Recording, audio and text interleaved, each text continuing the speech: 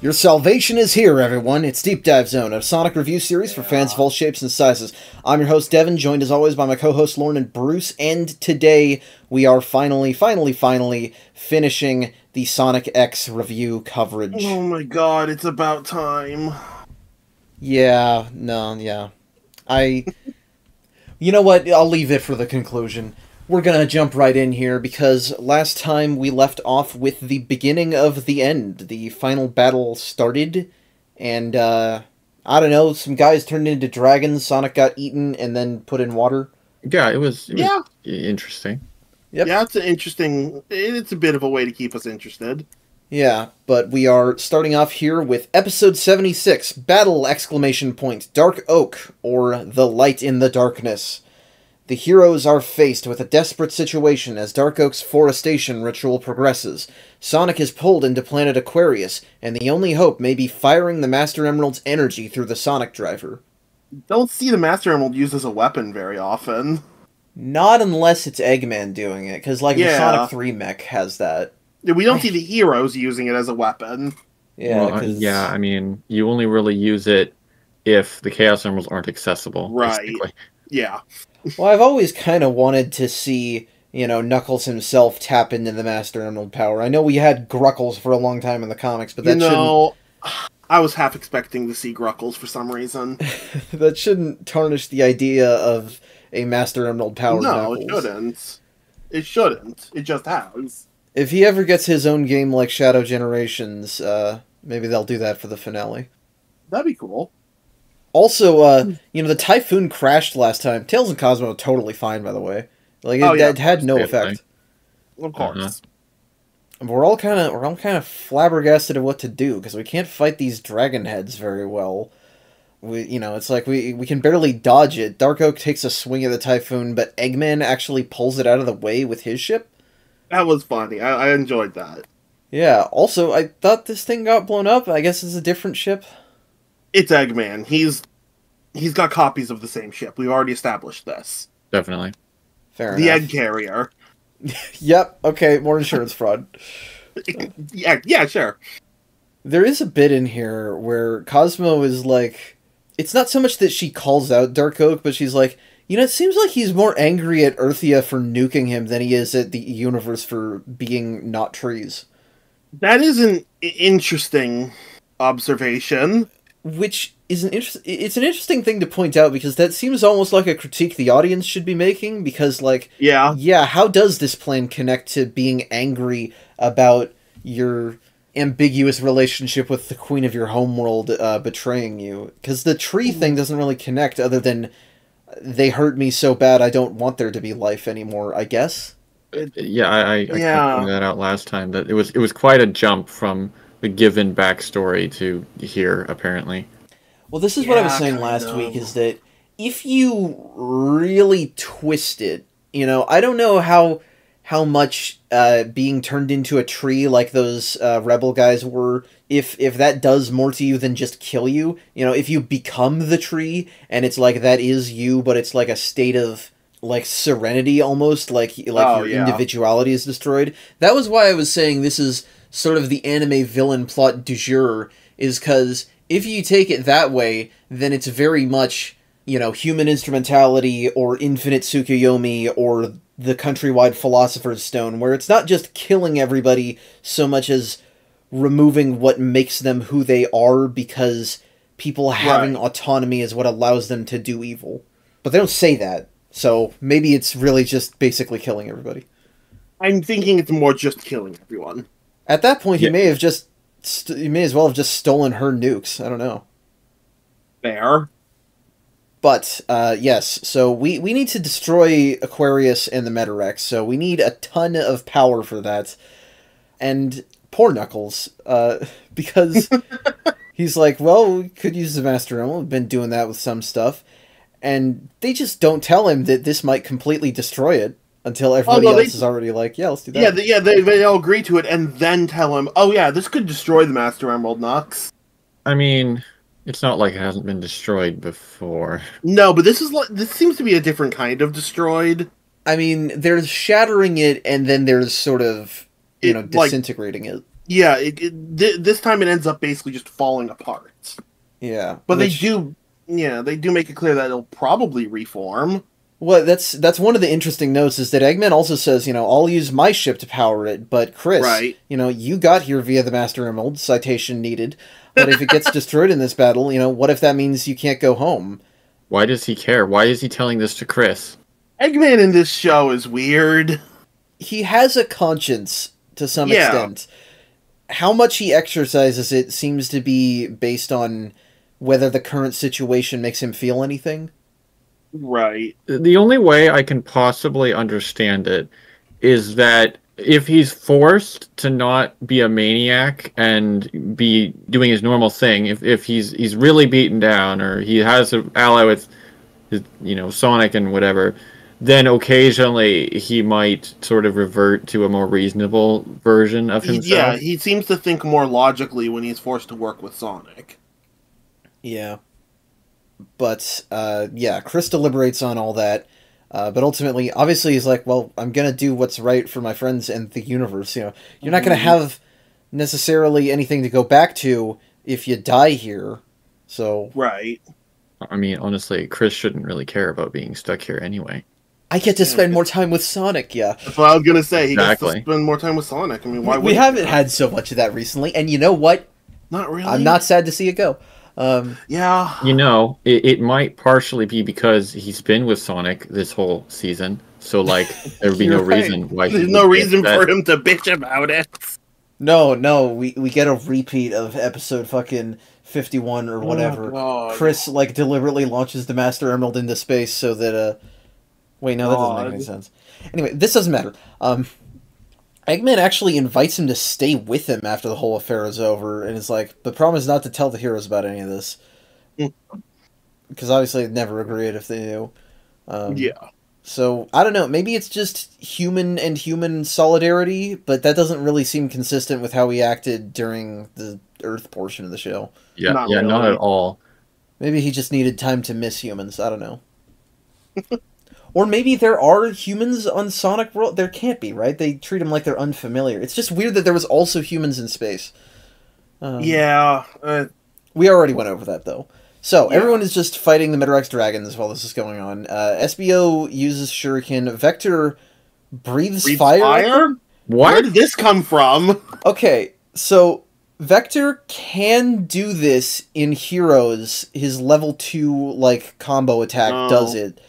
But okay. There's almost nowhere else in the series that he does that, and this is a show with no prior establishment of that, so it's a big, just non-sequitur, what the hell? Funny you bring up Heroes also, because my immediate thought was, is this a stealth adaptation of Sonic Heroes?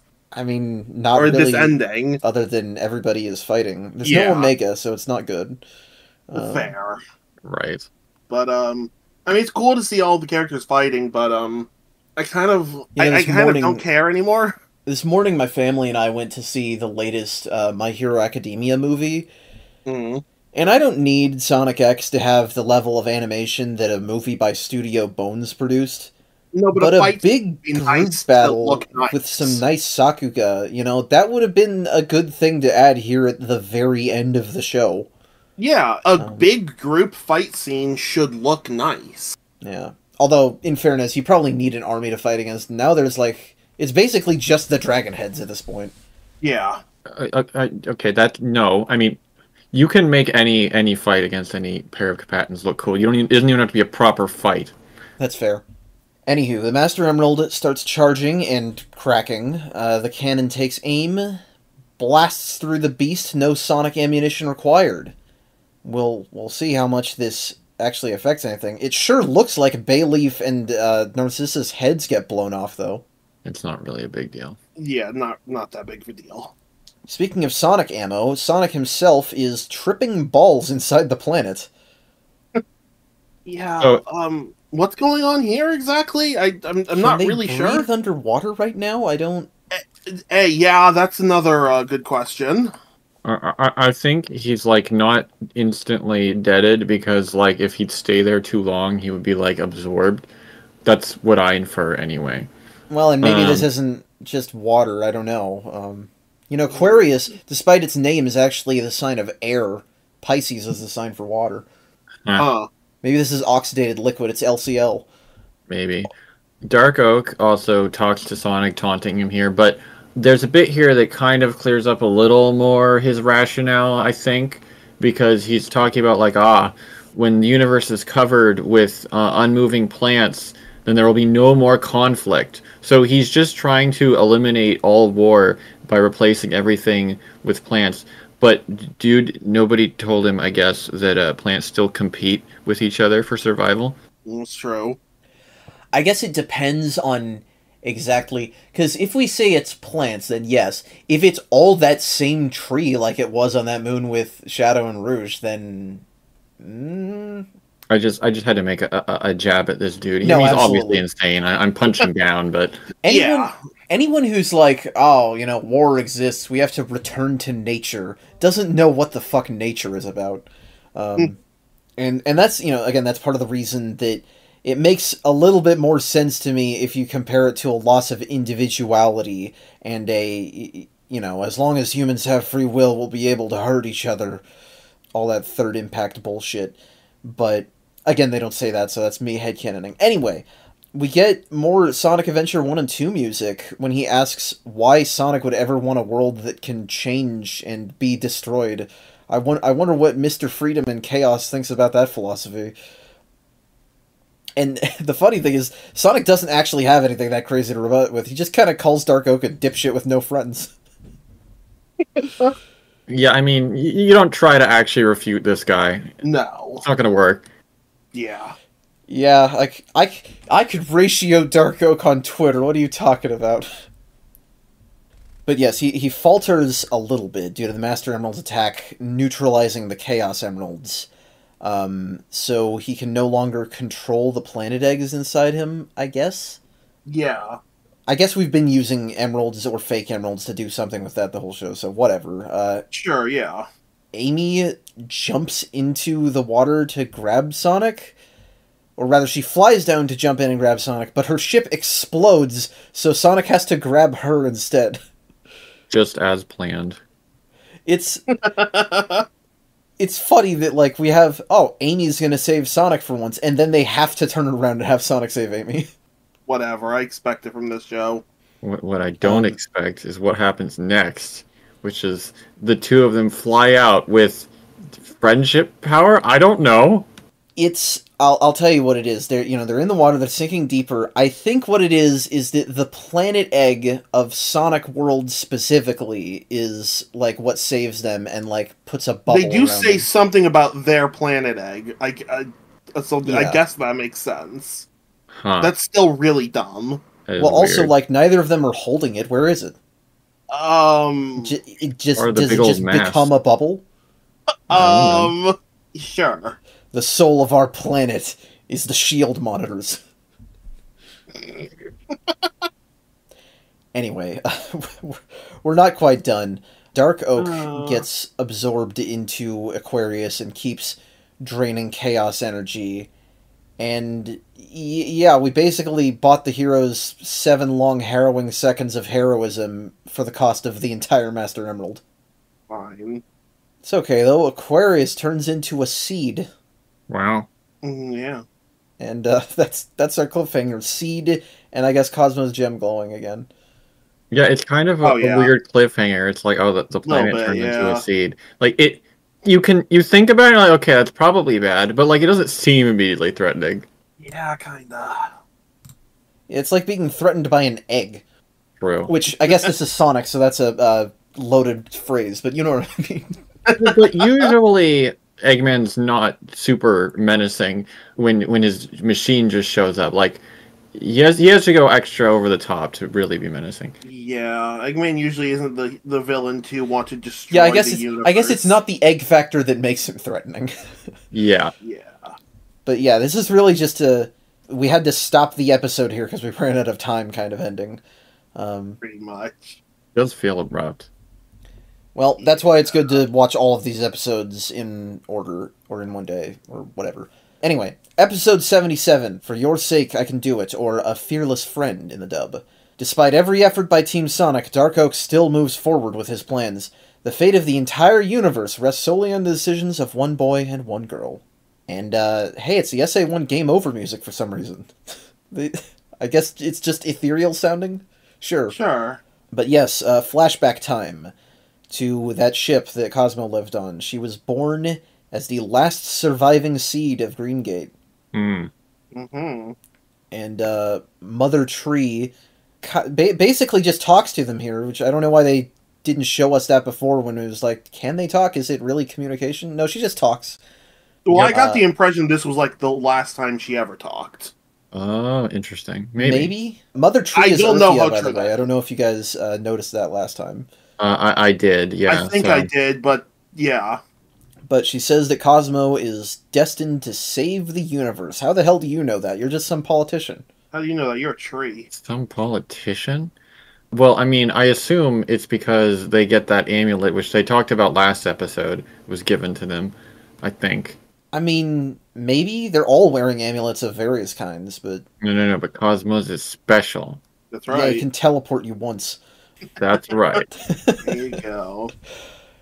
Anywho, yeah, baby Cosmo with a full head of hair. What is it with anime babies having all of their hair? I guess you wouldn't recognize them otherwise. Probably not, unless these you're are told aliens. They are. Why are you? That's also these are they have hair when they're children. Well, at least Saiyans, they make a point of saying like, Kakarot, your hair doesn't change from the moment of birth to death. But which is really stupid. Anyway, Shadow time. Shadow jumps at pulsating seed thing, and Sonic follows up with a ring road attack. And yeah, I really like it, because before that happens, the heroes are like, oh no, Dark Oak has actually used the Chaos Emerald energy to become stronger. He's unstoppable. And then Shadow's just like, whatever. And then whatever, I'm going to fight him anyway. Yeah, very Shadow moment. Very that IDW comic with Shadow that people get mad at moment. But, cowards run, I win. Oh god, that moment. I'm so excited for that. I'm gonna have hot takes defending that moment. It's gonna be great. Anyway, despite Sonic and Shadow's attack, they underestimated the strength of purple CG smoke effects. Oh no. I don't know what are these roots? What is this? Just the power of darkness, I guess. Sure. Evil. Okay, Mermaid Man. But yeah, the Chaotix bring in the Chaos Emeralds, which are totally inert, and it's like everybody's like, oh no, what will we do now? But we've seen this before. You know what's gonna happen. Yeah, it's pretty obvious. Yeah, which is funny to say because in the SA1 arc, they all just kind of, power of friendship the emeralds back to power. At this point, Eggman's like, I'll use my energy to recharge them. But he didn't consider that talking is not a free action because we're too late. Forestation is happening. Oh shit. Oh wow. Good try. I guess everyone's fucked. A little bit. They cut to different places. They show planets getting greener and heroes start losing their strength as their life energy is stolen. But yes, everyone is doing bad except Cosmo because she's already plant. She was both plant and a plant. She takes the emeralds to Eggman for recharging, and also gives a speech to Dark Oak about how living is pretty cool, and wanting a homogenized universe with nothing in it is stupid. And Dark Oak responds by throwing her at a wall. Honestly, killer rebuttal. It might be the coolest thing he's ever said. No, Speaking of Dark Oak speaking... I don't know if it's here or if it's momentarily after, where you get a look at like his eyes on the inside of the thing, and it's weird. I didn't mention it earlier, but even in dragon form, he still has like the robot voice for some reason. But like there, he doesn't have it. It's like I guess when you're a dragon, you're still a robot. That's what I learned from this show. Ah, yes. Yeah, because the dragon is not part of his mech body. That just is his body now, because it's mover mode. So why is it showing his humanoid-ish face inside it? Because that's his eyes from when he, was still Lux. Right. Yeah. Also, as I was editing last week's episode, I found out that apparently the English wiki and versions call his previous form Lucas, and that's not right. What? That's not how you say it. No. It's either Lux or Lux. It's not Lucas. Anyway. Oh. But, yes, Cosmo drops the Chaos Emeralds into space, but, ahaha, from within the seed, I guess, the planet eggs are sort of sapient?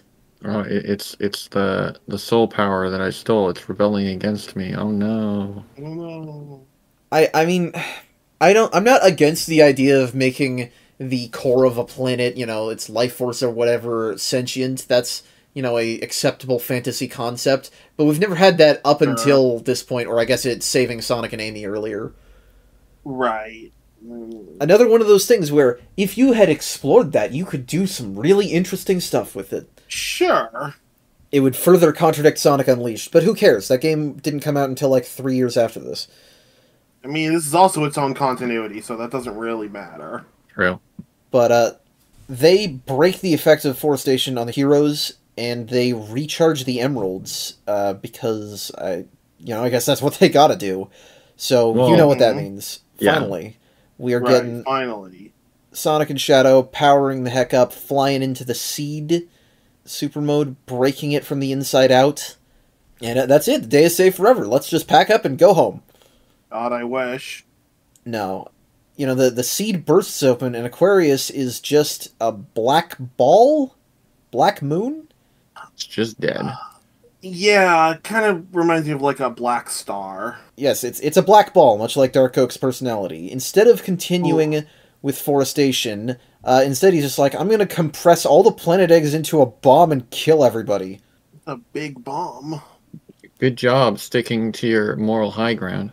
It's almost like you're not a tortured genius with love for his homeworld and are actually just a two-dimensional asshole. Well, That's true of a lot of actual warmongers, so I'm not saying it's bad writing, but again, another good place for a what have you become moment, but they don't do that.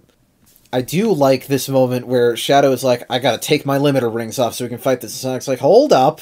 You know what's up, don't do that until the climax, buddy.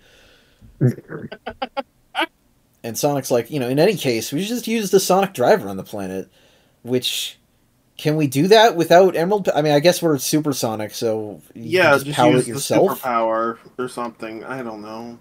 It's just strange because, like, if you can power it yourself, can't you just then go that fast on your own? No, because it's cooler if you get shot out of a cannon. Exactly. I suppose so. But Tails says doing this with supersonic will destroy the cannon and possibly Sonic too. Why? That's fine. I can understand it destroying the cannon. Why would it destroy Sonic? You go too fast, it rips you apart. We need stakes. I guess. Sonic's not all that bothered by it. It's like, yeah, just reroute all your power you've got to the cannon. But, it won't work. We know that it won't work. Cosmo's like, shit, it's not gonna work. We just know that it won't work. I mean, they should have tried it anyway. Would've been cool. Well, wait and see. But, yeah. Yes, Earthia speaks to Cosmo through the suppressor and is like, my child, now your destiny is happening right now. And she's like, okay. She really, does not even think twice about this. I mean, it's her destiny. This is her purpose from the very beginning. You don't think about that. You're just like, alright, time to do it.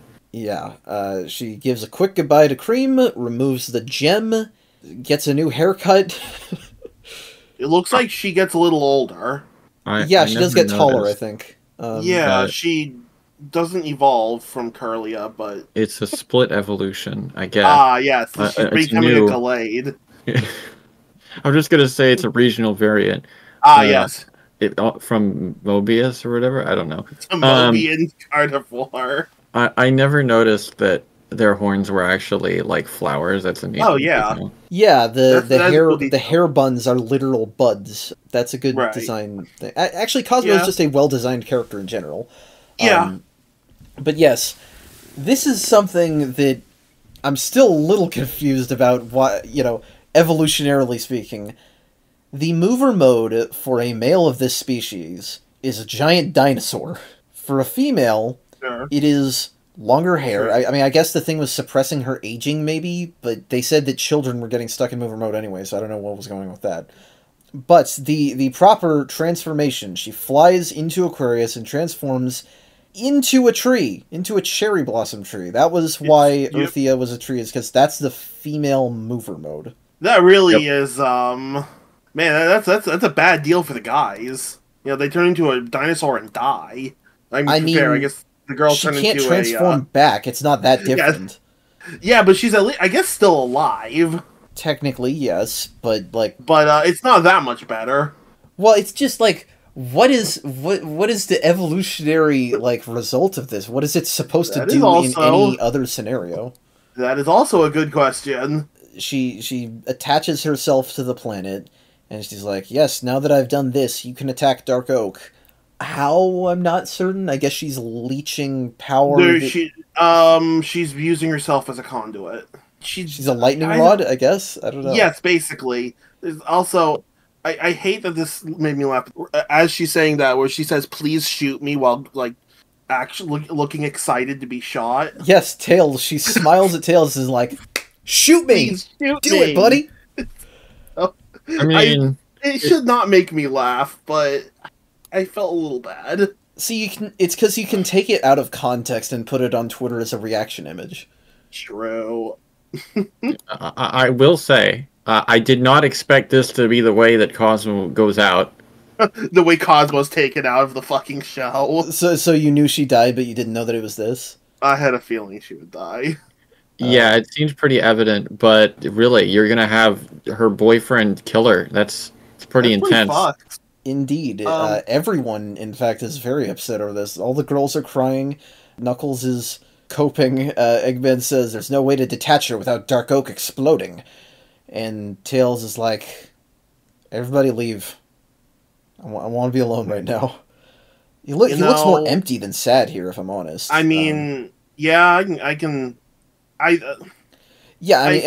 not here to police his reactions. That's not... Well, this feels almost like emotional manipulation for the viewer, because I'm not sad about this at all. I can't get super invested in this show, so I understand. But I will say my main problem is that Cosmo has had such little characterization that I cannot get invested enough in feeling sad about her sacrifice. I mean, cool, she's sacrificing herself to beat Dark Oak.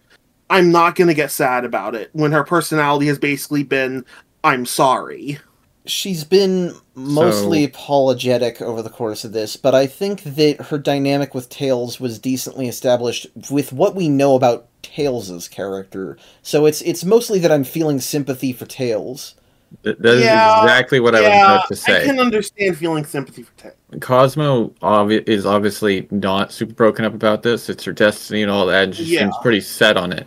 Yeah, I think it's pretty obvious you're supposed to sympathize with Tails here, not... And I know my boy from lots of other Sonic media, so I can do that. Yeah, I can feel sympathy for Tails. Well, and he's had plenty to do over the course of this show, at least, so... Yeah, although he's never been the spotlight, certainly, until now. Right. This arc. And, you know, regardless of that, even if Cosmo is not a well-established character, it's not like I hated her, but... No, it's also, it's not to say that the moment itself is bad, because I would say that direction-wise, it goes pretty good. The way that it uses direction-wise, it's, framing, shot composition, etc. And, sure. But the stage is set, the cannon is aimed in charge, and Tails breaks. He can't do it. Understandably. He can't say goodbye to her, and he is just going through it. 8 years old, I might add. Yeah. At least at the time of this show. Nowadays, they don't say any ages, but that was definitely established by this point. Yes. Major shoutouts, by the way, to Ryo Hirohashi. Her performance really just... It feels bad to hear him cry that much. Just extremely intense. Yeah. And, you know, you're saying this about Cosmo's personality being I'm sorry. Last thing she does is apologize for being a burden. Yep. And Tails is like, no, you were never a burden. But, yeah, the ending theme starts playing over this final sequence. Cosmo thanks him for everything. Finally says, I love you to his face. It's funny that I brought that up in dialogue as if they were saying it multiple times previously. This is the first time either of them says it. Wow. I don't know why they cut that out of the dub. Wait, does she actually say it? Yeah, she does. Are you sure? Yes. Oh, okay, never mind. I went to the next episode before she said it. You bastard. You just hear the ending theme, you're like, alright, skipping. Pretty much. This is not how I expected the end of this show to go, though. Lauren is correct. And, you know, if I'm honest, the space arc, it's not been the worst thing in the world, but it's really this point, this last battle, that I think is what everybody wants to see it readapted for. Probably what Ian Flynn wants to see it readapted for. Yeah, I guess. See, I kind of get that, but, like, I would only really want to see it adapted if they also fixed the rest of it and made the payoff worth it. It's not worth it, is the thing in this show. I don't think anybody wants to see it identical. This is a lot to dump on us after we're on to Ice Planet. Okay, we're done with the Ice Planet. We're on to Forest Planet. Okay, done with the Forest Planet. Yeah, in between the Planet of the Week stuff, we should have had more plot relevancy. Well, like I said, the entire arc should have been tracing back the steps of this society and how it got this bad. Well, and you can keep the Planet of the Week stuff with that plot. Yeah, just have them be a spacefaring race that left a lot of stuff behind. Exactly. You know, hashtag Metroid Chozo. That's not a real joke. Anyway. One thing that readaptation would also do well to mention is something that the Cafe Chaotix YouTube channel pointed out to me last week, which is that the spaceships Cosmo's race are fighting in the flashback are identical to the ones Molly and her group used in their episode. The Metarex were at war with humanity this entire time, which means that, in essence, Molly being killed and her squad being absorbed was Dark Oak winning the war he'd been fighting for decades. And this is an obscure fact that I've never heard mentioned by other viewers of the show, nor indeed the wiki articles about it. It sure seems like those things would have been great ideas for the series to focus or comment on or make relevant to any of these characters, but I guess the show's just too smart for me. But it has been a long and rocky ride, but it is finally time to finish this. This is episode 78, The Place Where Stars Are Born, or Planets, depending on your translation. Also known as So Long Sonic. The battle of Team Sonic versus the ultimate Metarex threat concludes, and the fate of the galaxy is decided. The heroes and the audience breathe a sigh of relief. Huh. And we begin after everything is already finished. Yeah, that's a little jarring. I mean, it's not like we were under any impression that the heroes weren't going to survive or something. No, but I would have liked to, see all this after we see them win, not see them win after all of this. It a little undercuts the tension, yeah. Yeah. At first I was like, was the end of last episode enough? Is that all we get, and then this is just cleaning up? It does kind of feel like that. Actually, what I thought this was, when I first started the episode, I thought this was them getting back from Earth. Oh, you thought this was the past? Yes. And then they made some reference to Cosmo's sacrifice or something. Yeah. I had to double check. I went back and checked it. That's not how they do it in the dub. In the dub, they actually do start in the final battle, so that's actually an improvement. Yeah, that's an improvement. What the hell? Oh, yeah, actually, I think the last episode actually got heavily re-edited by 4Kids. I mean, that's at least a change I can stand by. To the point where the payoff of one plotline is actually completely gone in 4Kids. I did notice that and was going to ask about that. We'll get to it, but, yeah, so the first scene for the Japanese version, at least, is Vanilla arriving at the Chaotix office to thank them for their efforts, mostly with real cooking, because it seems like they've been eating crappy takeouts this entire time. Charmy wants McDonald's. That actually feels as perfectly in character as anything could be. Sure, yeah. She takes a walk with Vector, and they talk about how everyone's been nice, or how everyone's been since they got back. Amy and Cream are headed to Tails' place to get him outside and make sure he's eating right, because that's what you do for someone who's mentally healthy. Knuckles putting the Master Emerald shards back on the pedestal, but it'll take a while before it properly reforms, so I guess that means Chris will be here for a while. Right. Now I'm doubting just how similar these two episodes are. This scene comes later in the dub version, but I think, unless they changed it, there's a conversation between Chris and Knuckles about Chris getting a house. Yes. I like this conversation a lot, actually. Yeah, that is kind of fun. It is kind of a funny. Because Chris is like, wow, there's so many things you have to think about. And Knuckles is like, just build a house. Like, it's a great way of, like, showing sort of Knuckles' straightforward way of thinking without making him seem like an idiot.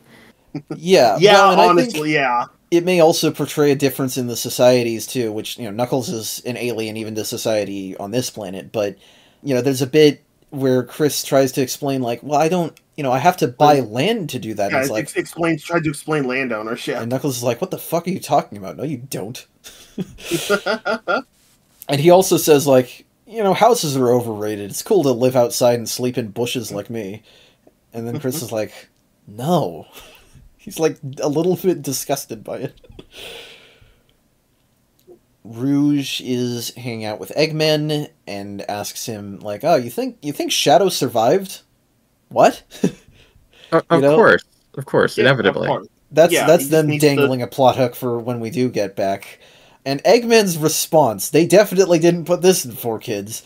Deadass is to distract her with the non sequitur of, you got big boobs. That was like the only scene I knew from the show going in, and I was not expecting it to be literally the last episode. I got lied to about this scene. I got told this scene was early on as, like, he just reacts to her for the first time when they meet. But no, this is dead ass, like, one of Rouge's final moments in the show is just titties. That's funny, because I also have seen that original Japanese version just posted on YouTube at some point. Right. And I was like, wait a minute, this is the place where the scene is in the original Japanese, isn't it? Because I recognized the setting. But I was like, wait, how is the dialogue done then? Because, like, they must have completely redid it. No, it's just completely random. Great. Yeah, well, and I think there's also a scene later where Eggman shows back up again, and you can actually see he has a red mark on the side of his face because she slapped him. I think 4Kids just straight up edited that out. I didn't even notice that. That's interesting. Yeah, so the very odd choices all around. Anyway, well, let's get back to the thing we were actually invested in. Let's get back to Planet Aquarius. And I guess Dark Oak is dying here? Yeah. I guess Tails did end up taking the shot. We see Dark Oak, rather Lux, within the planet and reconnecting with Earthia in death, I suppose? I can't believe that this guy went from, if I can't conquer the universe, then I'll just destroy it, to, like, maybe I was wrong in such a short period of time. Well, if he is dead, then it's like, well, now I got nothing left to lose. I gotta admit some things about myself. I never really believed in this. It's just weird. It almost seems like he was possessed or something. It's such an extreme change. Yeah. Well, maybe what it is, because if it is all just about his feelings of revenge against Earthia, then her appearing in front of him, it's if it were like a mutual I'm sorry, then I would get it. Then it would be, I'm atoning, it's done. They don't really say that, and not really. I guess Sonic is a series of universal salvation, because this guy did some shit in life, but there's no hell. At least I assume this isn't hell. Maybe it is. So, I mean, I don't know this for sure. It is kind of weird, and it's left ambiguous. It kind of reminds me of the Tikal situation, actually. Are you talking about the tree at the end? Well, I don't wonder if Dark Oak really did die. Yeah, it's super weird. I think we'll wait until that scene to talk about it, though. But, anyway, everybody's dying. Cosmo thanks Tails for his efforts, and she's like, I'll be with you forever, something, the Force, I don't know. No, I'm pretty sure that's, memories. She actually, maybe she really does reference Star Wars in the Japanese, but in the dub at least, she's like, my seeds will spread across the universe, so I'm not really dying. I'm fine, basically. Yeah. Well, that's also literally true when she says, I'll be with you forever, because Tails gets one of those seeds. Right. Yeah, Sonic gives them one of them. But Shadow and Sonic are at the center of Aquarius, and they cast Chaos Regeneration? What does that do? I'm not really sure what they were planning on doing here. We shot Dark Oak and Cosmo. Sonic and Shadow cast... So, like, what are they doing inside here now? They got shot in here, but what is the thing that they are doing? I don't know. Yeah. It lets us hear Cosmo's last words, at least, which is, how strange, this light feels familiar, it's kind, and a little sad. What is that implying? What? This would make much more sense if, like, they tied any of the Metarex lore, like, into Chaos Emeralds and shit, like the Ancients and Frontiers or something. You know, because then at least Supersonic and Shadow using the Chaos Emeralds would make some amount of sense. I don't know what any of this means. Are you just trying to be, like, pretentious? Okay, I just want to note here that this is not me being like Star Wars fan asking Dave Filoni to reference all of his favorite lore and shit. I just don't understand what the implications of this line are. It sounds like it's trying to say that Supersonic's light feels familiar and sad. What is the significance of that? You're not doing something symbolic unless you have an actual thing to grasp onto, and it's not conveying any particular emotion. Yes, that is exactly what they're trying to do. Yeah, kind of. Right, well, they're feeling epically. I can get down with pretension. Anyway, the planet eggs are bursting out of the core all at once, which is probably an issue for the guys that are inside the core. Eggman has no power to help them escape, and Sonic is like, we'll just chaos control the explosion away, but that would trap us inside there. So Shadow's like, no, and he punches him out of the way. Very Shadow move. You don't get to make a heroic sacrifice, only I do.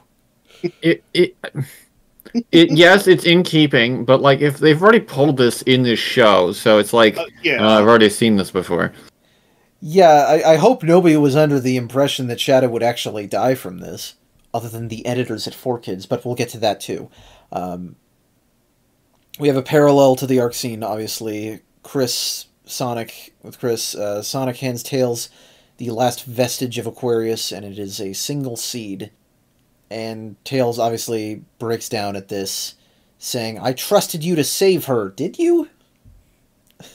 Because that's not really what Sonic said. Yeah, no, not really. Okay, Tails obviously is not, like, really mad with Sonic. He's just grasping for things because he misses her, but I feel like that whole sequence, with her, like, apparition speaking to him should have put him in a less horrible mood. I don't know. Yeah. Honestly, he's 8 years old. I find it completely understandable. She's just it'll be fine, do it. I'm not really blaming He's just Tails coping with himself, and now he's upset because obviously not fine. I feel like it's just that, like, they either should have made him more pensive here or more pensive before. Going from agony to more agony is just like, eh. But yes, we end that flashback. I'm sure Shadow is fine, and no words on how they got home, because wasn't their engines busted? Magic. Science. I guess the Chaotix have a ship. The Chaotix are going to drag both of the much bigger ships. They got a tow rope. But yes, we are now back on Earth proper. Is this just where it, like, cuts between the Doublehorn? Are we synced up again? I think so. I will say, there is not an explanation, but Eggman and his 3 cronies are like, okay, time to leave. Oh wait, no power. And they're like, oh okay, well we'll fix that. And so he just fixes it. That's how they get home. Yes, yeah. Eggman just fixed it. I guess I don't super care that much about how they got back, because it's like, obviously they can just get back, whatever. Yeah. Maybe they've still got Chaos Emeralds, I don't know. Yeah, they could have just collected a buttload of fake Chaos Emeralds. I mean... Actually, given that Sonic and Shadow went super, shouldn't that scatter all of the emeralds again? Yeah, don't worry about it. Yeah, maybe they had a net, I don't know. Yeah. But yes, Bokun shows up with a message for Chris, and I like that he calls him Man-Boy. But Eggman's gonna help him out. After this scene where, yes, Sonic stands next to this tree, and I'm not sure how much the tree itself is supposed to be significant, but whatever it is, Dark Oak talks to him from beyond the grave? What do you mean?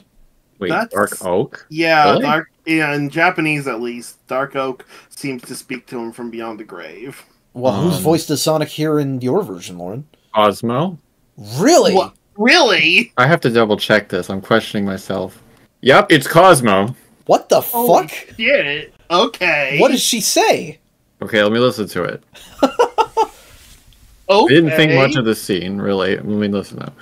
Okay, so she just explains to Sonic that she's fine, that her seeds have spread across the universe, and it's all good, basically. So is that trying to, like, undercut her death, maybe, I guess? I think so, yes. Probably. But it's funny that they completely cut out I'm interested to hear what Dark Oak says in the Japanese. This is interesting because I thought this scene was already bad, so they just translated it to a different kind of not great, because in the Japanese version he says, eventually someone else will try what I tried again. You know, you can't just expect that people like me will be gone forever. And Sonic's like, who cares? I'm happy for the challenge. And I don't understand this because it's a weird regression, because I thought Lux was done with this. I thought he just went with Earthia. It was in this episode. Sonic's not talking to himself. Dark Oak's voice reacts to his words. Like, what are we doing? What? Maybe Dark Oak and Lux are just like two different personalities? They're written that way. Yeah. Kind of.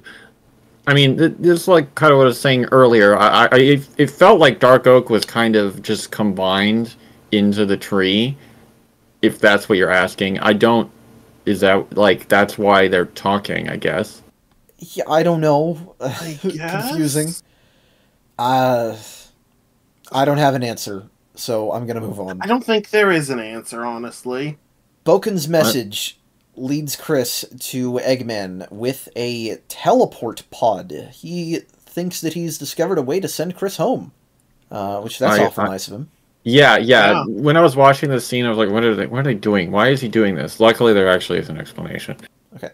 Hilariously, he goes through this whole song and dance kind of taunting Chris, which I like. He's like, oh, you know, there could be possible side effects of the teleport, and you have to go right now. You can't say goodbye to your friends before you leave.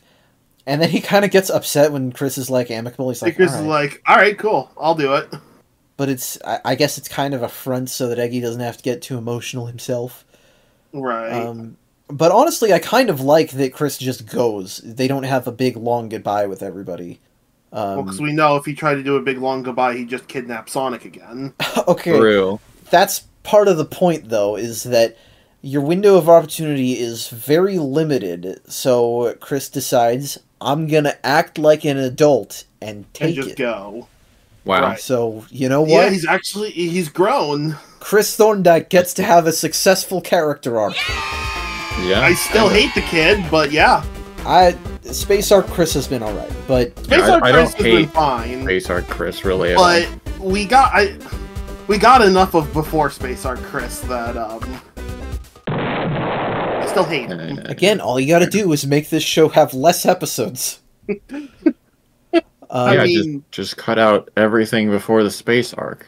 Exactly. And then cut out a bunch of the Space Arc, too. And the show might be decent. The show only needs to be, like, 12 or 15 episodes. Yeah. But Chris is rewarded for his maturity by getting a final goodbye. Sonic runs alongside him as he flies off, so good job, kid, I guess. I don't know. But yes, and they did change this part in the dub. Everybody, we have, the credits play, everybody sort of falling into their usual roles and getting freeze frames and names on them. And we do get a chance to see Shadow's shadow along with a grave marker. I guess that's for Molly, maybe? Yes. I think so. Because it was either last episode or this episode where he, thinks about her at one point. I think it was the last episode. And that's not in the dub, right? We don't see Shadow's shadow in the dub. No, you don't. So because Four you can't Kids have the grave marker there. Four Kids tries to reverse one death and accidentally caused another. Well, I assumed Shadow. I honestly just thought that Shadow just didn't show up again. Shadow is a bastard. It's like SA2. Like, he's not. Okay, at the time, actually, you did think he'd be dead, but in retrospect, you're like, whatever, he'll show up again. So I'm just like, I don't think anybody was left with the impression that Shadow actually was dead. Yeah.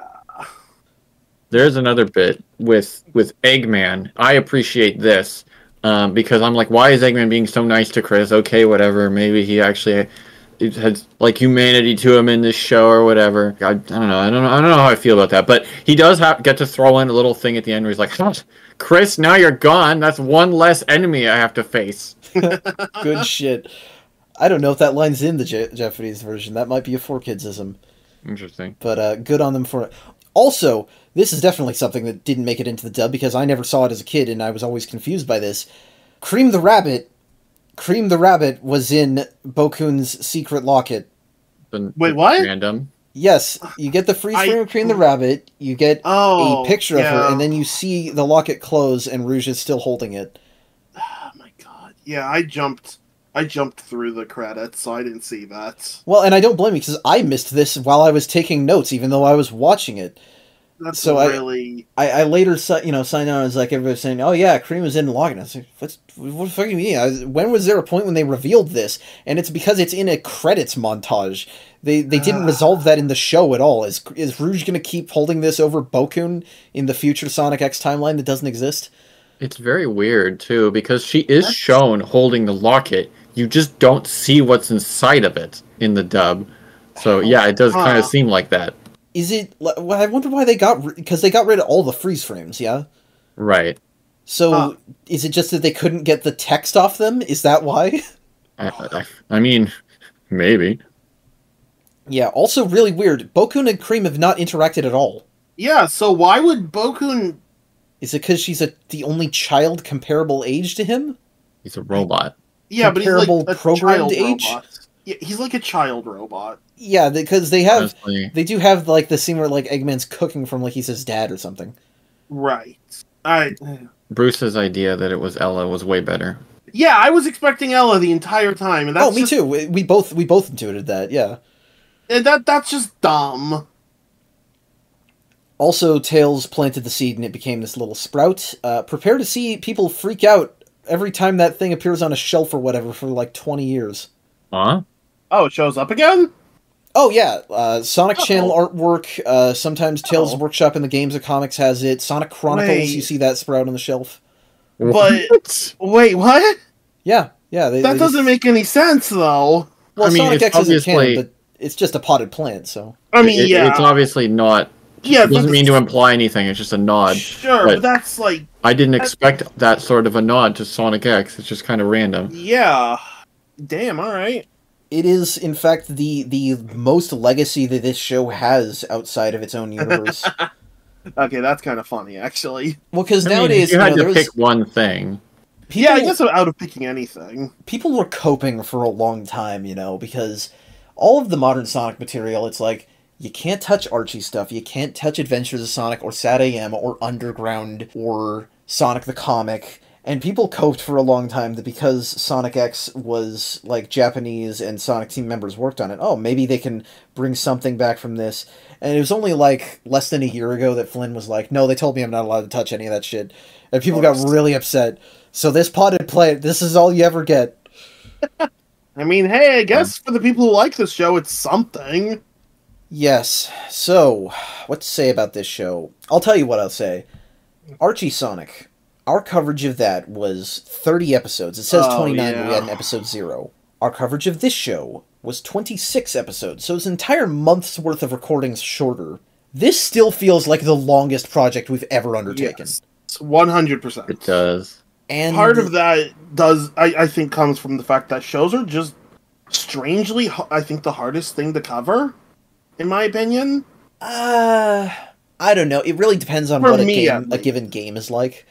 For me, ignoring the existence of Sonic Heroes, shows have been the hardest thing for me to cover because, I don't know. You don't get to choose how long your engagement lasts as part of it. Yeah, whereas with the games, I can blast through a game and not bother to get the Chaos Emeralds.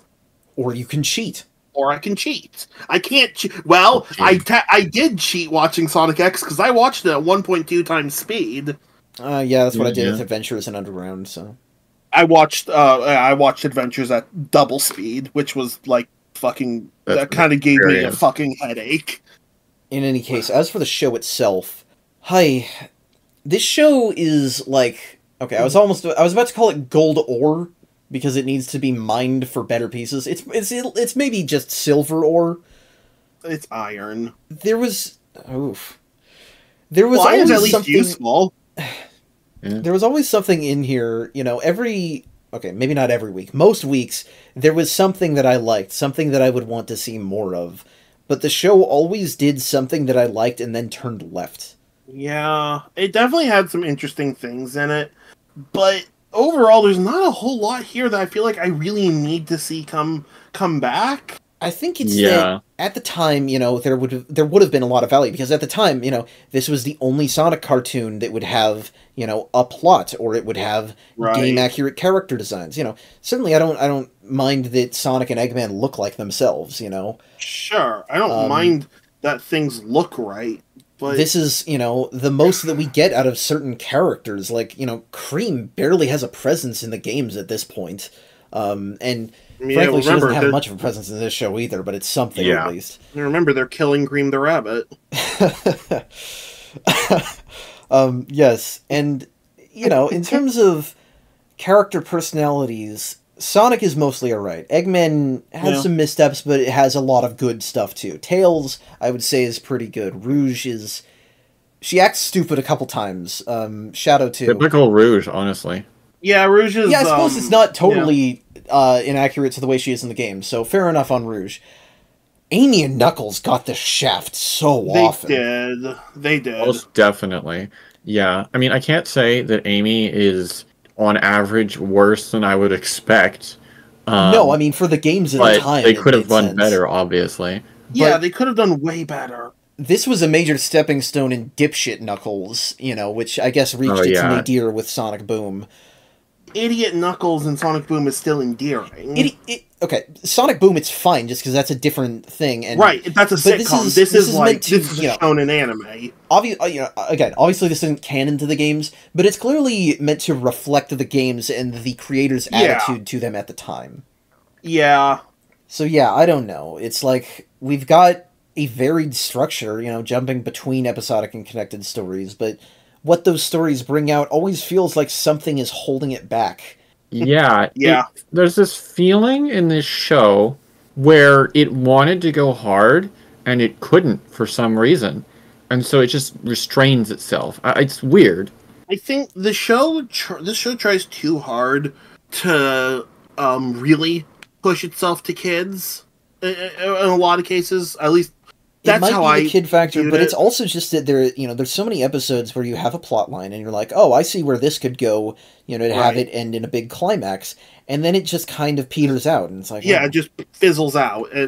It feels like working with licensed media is hard.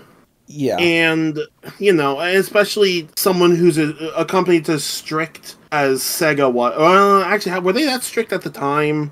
We can't know for certain what kind of rules the creators of this show were under, but I don't think that that's what made it. I think that's a small part of. It's a very small part. Yeah, but it's so weird, just because we end on this big space opera with Tails and Cosmo as among the more believable character pairings in the series. I never hated their relationship. Which is different from saying that I found it really good, but it's like, it's simultaneously ambitious and unambitious. Yeah. And all of that would still be interesting and still be cool to talk about, but it's 70 goddamn 8 episodes long! Yes, the show is... We've already harped on that so much, but it needs to be brought up again, that it's way too long. Yeah, and it's, and that's obviously crazy coming from me, who's watched hundreds of episodes of Dragon Ball and thousands, 8,000 episodes of One Piece. You did that of your own complete free will, and that's stuff that you enjoy. Well, and I wouldn't make you guys review those shows week by week. Well, I'd do Dragon Ball week by week. But that's because I love Dragon Ball. Well, I love Dragon Ball too, but also I think that those things are much denser, and a lot of those episodes are just, here is this part of this fight, whereas every fight in this series is 2 minutes at most. Yeah. At the end, if I'm looking at this show as a whole, it definitely has some interesting concepts here and there. It just unfortunately doesn't have very high highs. Even when we were talking about the episodes, like, that episode is pretty good. I was like, yeah, it was like decent. It was good for I can Sonic say X, there were some decent episodes in this. X, yeah. Like, there are maybe like a scene here and there. I'd have to really think about it. Where I was actually like, yo, this is good. Like, that almost never happens in this show. Yeah, there was a few moments where I'm like, that was cool. Like, the fight with Perfect Chaos was one of those moments. Like, this is pretty cool. Okay, yeah. Well, but that but that's relies also on a game. It's exactly taking from the piggybacking game. off It's somebody like else's it's moment, like yeah, it's cool, but also like that's not anything original. When it came to original content, there was nothing there that made me be like, I want to keep watching. It was always, oh, this show still has 40 episodes. Yeah, it's if you're gonna make something 78 episodes long or more than that, you need to make it dense. You know, you need to explore things to their furthest possible extent. This show loves to drop things and move to something else. Which is crazy because that's what most people would call better pacing than watching a 50-episode long One Piece fight. But at least in One Piece, I understand the context behind every single thing that's going on. I understand exactly who Doflamingo is as a person and who Luffy is and how both their powers work and exactly how the kingdom is built and exactly how it's laid out and exactly what events led up to this point because Luffy had to go through a whole tournament arc and fight like 9 or 10 other people, and for the most part, DBZ also fighting. is the same way. So when the final battle of Dressrosa takes 50-something episodes, there's a lot of different stuff going on. With this, it's just, Well, yeah, DBZ for the most part is the same way. I would still watch a fan cut of DBZ before anything else, which I guess I would have One Piece too, but... I mean, in any case... I don't know. Maybe I also give Dragon Ball Z way more credit than it deserves. You need something to grow and build with time, and this show only moves laterally, and, you know, a mixed bag is fine, because all of the Sonic shows up to this point have been a mixed bag. But if you have a mixed bag, you either need a big moment, you know, Blast to the Past or the Chaos Emerald episodes. Those were big breakaways from the normal format of those shows at the time, and it made them... It didn't make me love Adventures of Sonic, but it made Sat AM something special, you know? You see the whole shebang of how things turned out. Right. And this show almost does that, but it just doesn't... It almost does it a few times. Yeah. But, yeah. One thing Lauren said that stuck with me was he said that Sat AM, individually, an episode might not be that great, but they come together holistically to be kind of good. You know, that's a show that is kind of more than the sum of its parts. Sonic X is less than the sum of its parts. And it's a shame because it keeps wasting, you know? It's like, I didn't need Chris, even if I did ultimately not mind him that much in the space arc. I definitely didn't need Cream there. Frankly, I barely needed Knuckles and Amy there. Yeah. Oh, yeah. Knuckles had... Well, both of them had, like, actually a decent enough episode to themselves. But for the most part, they don't matter at all. I mean, this show could literally just be Sonic and Tails for the entirety of it, and maybe Chris. And, we talked about there were too many characters all the time. It could honestly... I mean, that alone would also... The criticism of Sonic in the 2000s. You know, everybody gets mad at reviewers now for saying, oh, the Sonic 06 was bad because it had too many characters. And it's fair to be upset about that because Sega's response was to just not have them playable for, like, almost an entire decade. Right. And I understand that, but I also think that it is fair to say that Sega at the time was trying to force every character into every game, no matter how little sense it makes. Knuckles should not be in Sonic 06. He shouldn't be there. So, yeah, that's Sonic X. It had a lot of potential, squandered a lot of it. It is one of the shows of all time. Stretched itself way too thin. Yeah. I don't agree with people who say that this is the best Sonic cartoon, even though I understand why someone might say that, because there's a lot of things that other Sonic cartoons should have had by this point. Yeah, I can understand people thinking that. I also understand I think a lot of people saying that is just nostalgia. I mean, I can see why someone would say it might be the best Sonic cartoon. Oh, yeah. It all depends on their tastes, right? That's I mean, we talked true. about how this is pretty in line with the games in a lot of respects. So, I mean, that's a plus. Yeah, if you like the games from the mid-2000s, of course you're going to like this show. Sure. Exactly.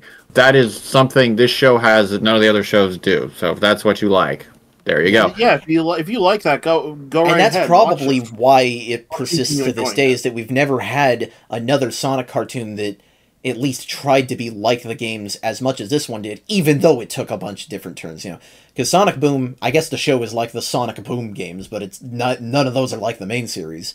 And Sonic Prime, you know, even though it's set in the game's continuity, doesn't really have anything to do with the games, and outright contradicts them at some points. And, well, the less said about Paramount Knuckles, the better. But we also live in an era where we get a lot of really nice promo animations that are canon for the series. You know, we just wrapped up Shadow Dark Beginnings. So, at a certain point, Sonic X, here's what I want. I want to remember parts of it fondly, but I want it to be obsolete. I want something to replace it. Yeah, fair. I'm not sure what you mean by that. I want a show that does everything this show does right, and then leaves everything else behind. You know, do stuff from the games, maybe take elements from the space arc, you know, have Sonic be his esoteric self, and have characters look right, and then just don't waste my fucking time. It is true that this show has the most faithful adaptations in television form of games. Frankly, it's got like more faithful than most comic adaptations. Some things. You know, that's true. Yeah. I guess that's probably the biggest thing this show can offer. And it did that fine enough. I guess we could get something better of that, but yeah. So, yeah. Overall mixed for me, but way too long, and seems like overall negative for you guys. Yeah, I mean, I'm glad to have seen it, but I expected a lot more out of the space arc, honestly. Yeah, the space arc specifically is what I was expecting. It's because there are all these weird elements I've heard about, and even when I'm watching through the show, you know, every like 3 episodes, they'll drop something interesting, and I'm like, well, what's that? What's going on with that? It just nothing happens with it at all, and it kind of comes together, but it's just not all that interesting at the end of the day. It's like, it's a very basic plot. It's the problem. Yeah. Pretty much. So, hire Ian Flynn to rewrite it. I don't know. I probably won't be going back to this one for a long time, unless someone does do a fan edit that has the English voices, but with the Japanese everything else. At that point, I'll rewatch with my dad and my sister, but I don't expect you guys to. The only time I could see myself rewatching this is if Kayla, for some reason, really wanted to rewatch it. And they already abandoned you on the first watch, so probably not. Well, that's for other reasons. Yeah. But, you know, sometimes you can have bad Sonic media, and then you go to the next thing. And next time on Deep Dive Zone, we are done with Sonic X, and we are moving into our next Sonic continuity. We go from the first Sonic continuity to ever have a definitive ending, and by that I mean the second, because this ended after Sonic the Comic, to the other Sonic continuity that has a definitive conclusion. Holy crap. This is not, in fact, the last we will be seeing of the Sonic X universe, as there are Archie Sonic X comics, but I don't know anything about those, other than a couple of specific things. But yes, we're going to be starting Sonic the Comic next time. The British comics, they are weird, they are confusingly laid out in paste. There is some good art, some strange scripting, some mean jokes, and yeah, it's going to be a whole mess of fun, and maybe better than Archie in some ways, maybe worse, I don't know. I'm just here for more comics. Heck yeah. Alright, but with all that said, that is where we are done for tonight. If you liked our coverage of this series of Sonic X, of Sonic in general, please feel free to share, like, comment, and subscribe. And if you have any questions, comments, criticism, or feedback, you can reach us at any of the links in the link tree in the description. I hope you all have a great rest of your week. I hope you guys liked Sonic X better than we did, because I don't like not liking things. I hope people enjoy stuff. I hope you have a great rest of your night, and take care.